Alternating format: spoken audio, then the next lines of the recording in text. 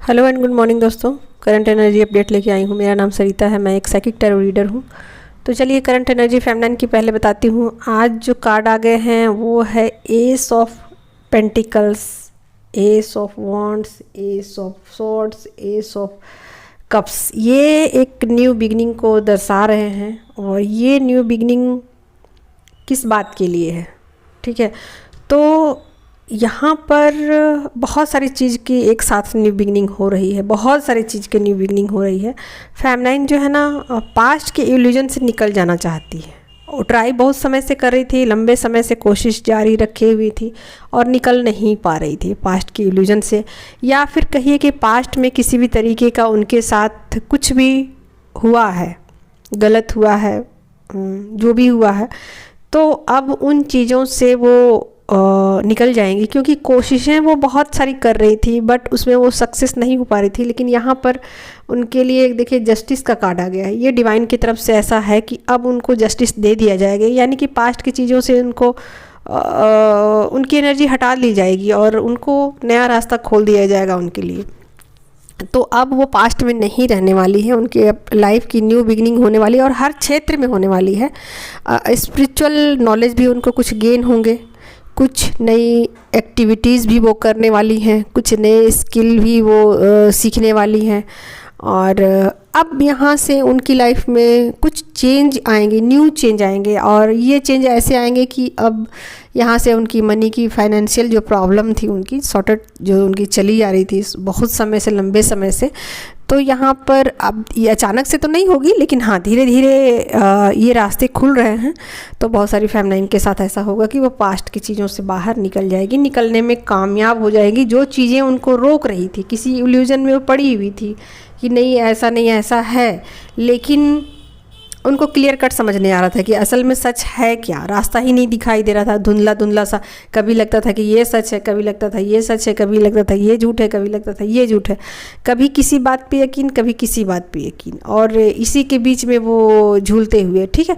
तो यहाँ पर उनको अब जैसे होता है ना कि बहुत सारा लाइट एक साथ आपको दे दिया जाए तो आपको सब कुछ दिखाई देगा, और अगर लाइट कम है तो धुंधला धुंधला सा दिखाई देगा आपको कि क्या चीज़ है एक्चुअल में, वो चीज़ क्या है, सांप है कि रस्सी है कि क्या है, ठीक है। तो अब आपको क्लियरली समझ में आएगा कि वो चीज़ें हैं क्या जो मुझे अब तक इल्यूजन में रखी गई, और वो चीज़ें कौन सी चीज़ें थी जो कि मुझे छोड़ने की ज़रूरत थी, और आपको अचानक से ऐसा लगेगा अच्छा। तो इन चीज़ों के चलते मैं तब से अपनी लाइफ में स्टक थी और ये चीज़ें मेरे रास्ते में रुकावट बनी हुई थी और मेरे लिए समझ नहीं आ रहा था कि ये क्या मैं करूं क्या नहीं करूं। तो अब आज की जो एनर्जी है इसमें बहुत सारी फेमिनाइन जो है वो इल्यूजन से बाहर निकल जाएंगी, ठीक है। बहुत सारे इल्यूजन जो है 3D लेवल पर, उन इल्यूजन से वो बाहर निकलती हुई नज़र आ रही हैं, यानी कि पास्ट की चीज़ों से फटाफट से वो निकल जाएंगी बाहर, ठीक है। तो उनके साथ जो भी होगा अच्छा होगा और आगे अच्छा ही होने वाला है उनके साथ सब कुछ, ठीक है। तो उसमें उनको घबराने की ज़रूरत नहीं है कि आगे होगा क्या नहीं होगा, है ना। अगर वो नीडर होके अपनी जर्नी में आगे बढ़ेंगी तो सब कुछ अच्छा ही अच्छा होगा, ठीक। तो चलिए अब मैं उनके पार्टनर की करंट एनर्जी बता देती हूँ। तो उनके पार्टनर की एनर्जी देखिए, तो यहाँ पर तो ये बहुत ज़्यादा पेन में दिखाई दे रहे हैं, और देखिए आपके साथ वो एक डिवाइन कनेक्शन को फील कर रहे हैं। और देखिए यहाँ पर जो आपकी एनर्जी थी ना, वो आपने पूरी तरीके से उनसे पल्ला झाड़ लिया है, ऐसा मुझे दिखाई दे रहा है, क्योंकि आप निकलना चाह रहे थे इस एनर्जी से और आप निकल चुके हो।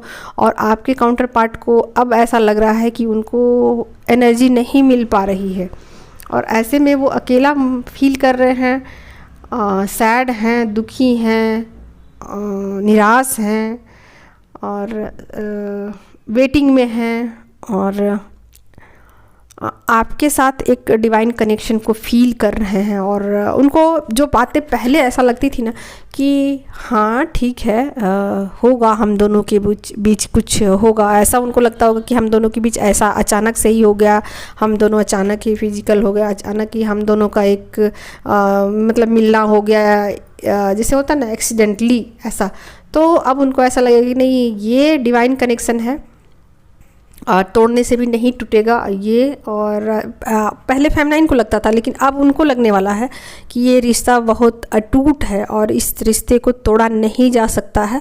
कोशिशें हज़ार वो कर चुके होंगे, बट उनको भी समझ में आ गया होगा कि ये रिश्ता टूटने वाला नहीं है। ठीक है, तो यहाँ पर वो सैड हैं, दुखी हैं, आपका इंतज़ार कर रहे हैं लगातार आपके लिए। और अच्छा देखिए, यहाँ पर एक चीज़ और है कि उनके जो मटेरियल लाइफ है ना, उसमें कोई कमी नहीं है उनके पास, सब कुछ है उनके पास, मनी की कोई कमी नहीं है उनके पास, लेकिन फिर भी वो आपका इंतज़ार कर रहे हैं और उनको ऐसा लग रहा है कि लाइफ में किसी चीज़ की कमी है तो वो आपकी कमी है, बाकी कुछ और कमी नहीं है उनकी लाइफ में। ठीक है, तो यहाँ पर देखिए दोस्तों, यहाँ 4 ऑफ पेंटिकल्स है, 2 ऑफ वैंड्स है, 2 ऑफ कप्स है, 5 ऑफ कप्स है, 9 ऑफ सोर्ड्स है और 7 ऑफ पेंटिकल्स है। तो इतने सारी एनर्जी आ चुकी है।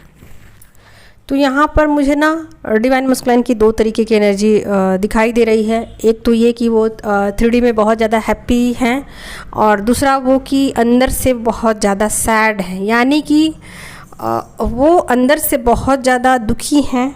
5th डायमेंशन में वो बहुत ज़्यादा सैड हैं क्योंकि वो फेमनाइन से डिटैच हो चुके हैं और यहाँ उनको एनर्जी नहीं मिल पा रही है, और अपने और फेमनाइन के बीच एक डिवाइन कनेक्शन को वो फील कर पा रहे हैं।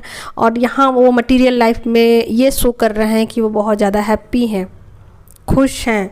उनके पास क्या नहीं है, मनी है, घर है, लोग हैं, रिश्ते हैं, सब कुछ है उनके पास। तो वो 2 तरीके की एनर्जी में आ चुके हैं यहाँ पर। एक तो ये दिखावा कुछ और कर रहे हैं और बातें कुछ और है। ठीक है, तो अंदर से दुखी हैं, बाहर से वो शो करेंगे कि वो बहुत ज़्यादा हैप्पी हैं और इंतज़ार भी करेंगे फेमनाइन का। और वो इन बातों को समझ रहे हैं कि फेमनाइन के लिए मुझे ये सब करना ही पड़ेगा, तभी फेमनाइन अपनी स्पिरिचुअल जर्नी में आगे की तरफ बढ़ेगी। वरना अगर मैं फेमनाइन को ये दिखाऊंगा कि मैं बहुत ज़्यादा दुखी हूँ, सैड हूँ, तो फेमनाइन फिर से मेरी तरफ आ जाएगी और अपनी स्पिरिचुअल ग्रोथ को भूल जाएगी। ठीक है, तो यहाँ पर वो बाहरी तौर पर ये दिखाने की कोशिश करेंगे कि वो अपने 3D लाइफ में बहुत ज़्यादा हैप्पी हैं, खुश हैं, जो भी उनके कार्मिक है उनके साथ वो अपना लाइफ को एंजॉय कर रहे हैं। कहीं भी किसी चीज़ की कोई कमी नहीं है उनकी लाइफ में और किसी और की ज़रूरत भी नहीं है, ऐसा फेमनाइन को लग सकता है। तो ऐसे में वो दोहरा कहिए तो दोहरा मापदंड अपनाएंगे अपनी 3D और 5D, ये दोनों में पीस रहे हैं डिवाइन मस्कुलाइन। और यहाँ वो अंदर से इतने ज़्यादा सैड और दुखी हैं कि ऐसा भी हो सकता है कि वो बीमार भी हों, ऐसा भी पॉसिबल है ज़्यादा कि फेमनाइन से डिस्टेंस होने के बाद और उनसे दूरी के बाद, बातचीत बंद होने के बाद वो बहुत ज़्यादा बीमार हो गए हों। इसकी भी संभावना बहुत ज़्यादा है। और इसकी भी संभावना बहुत ज़्यादा है कि उनके रूट चक्रा पर काम चल रहा हो।